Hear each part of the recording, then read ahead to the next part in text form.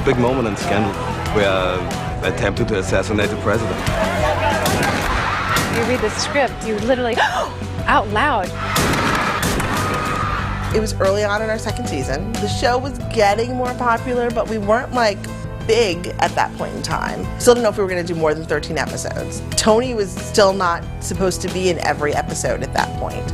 So he did really have this feeling of like, are they killing me? At this point, I don't even know if he's going to survive yet because we never know anything on Scandal.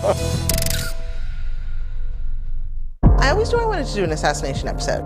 Action, door one. This episode was directed by our DP, Oliver BOKELBERG. He'd been, the director of photography on our show since the beginning. It's kind of amazing. It was his first episode, and he really came at it from this fierce position of like, let's do this like large, like let's make it feel big. I think much of what we tried to do with Scandal and on the visuals is to be real. We looked, of course, at the Reagan assassination and studied the movement of the different people. We figured out by talking to the advisors from the Secret Service, what is the reality. If you look at actual footage of assassination attempts, there's a feeling of something happening so fast that you can't actually concentrate on it. Oliver wanted that chaotic feeling of, oh my God, what just happened? Not really knowing what's going on, just knowing something bad's happening. We wanted it to be unclear exactly who was being shot at what moment. You saw a puff of smoke and puff of blood around Tony and the agent. You couldn't quite tell who was being shot, who was reacting, who was being thrown backward, and they choreographed that very carefully. So that we can all see all of our positions for the various beats. The first thing that happens is like, bang, bang, bang, and we're in again. We'll go in, we'll take it back.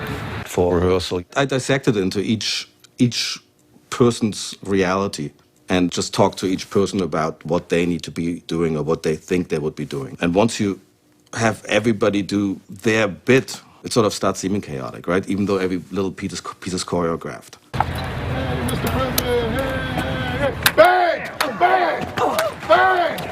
Don't get down! Don't get down! I feel okay with the basic layout and basic layout, but now we're gonna start bringing in the outer layers. Okay.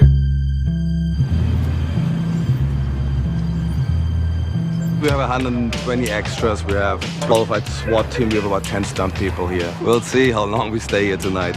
We have lots of cameras going. That's the intention, that it feels like you're witnessing it in the crowd. So the problem we had was that the president needs to get shot, which gets very bloody. Every time you change his outfit again, it takes another half hour, so we don't really have that. We have to shoot everything in about 3 hours. So the idea was to get it with 5 cameras, let him do it as many times as possible. Stay wide to begin with, stay sort of chaotic, but get the action and the movement out of it. And do all of that without blood splatter. And then once we've done a perimeter photography, we moved in with our cameras and moved right in his face. That's when we put on blood. And that's when we got messy.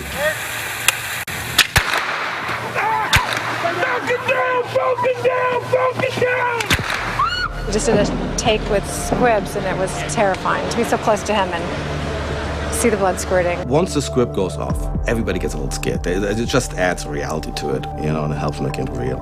The squib is basically a firecracker. It's placed up under your clothing, and there's a blood pack on top of it. It actually blows a hole through your wardrobe, and the blood comes out. The first one is on my shoulder, and the second one's here. Then the wires go to a radio transmitter, and then the special effects guys, they push a button, and it blows up. Then as I'm getting into the limo, there's the final shot, which I just do that. And then in post-production, they'll put a digital headshot. Headshots couldn't be done with squibs because there's no way to put a charge inside someone's actual head. So we would add the damage, we would add the blood. We actually took bursts of red paint and shot them on a stage and put them onto the plate of Tony being shot. I can't wait to see this episode. I hope Fitz survives episode 208. We'll see. If not, it's been good knowing you. It was a big job, and there were stunt doubles and squibs of blood and all these cameras going and hundreds of extras. There was a Secret Service limo that was coming and going. It was like a real exciting, scary event, and he did a great job.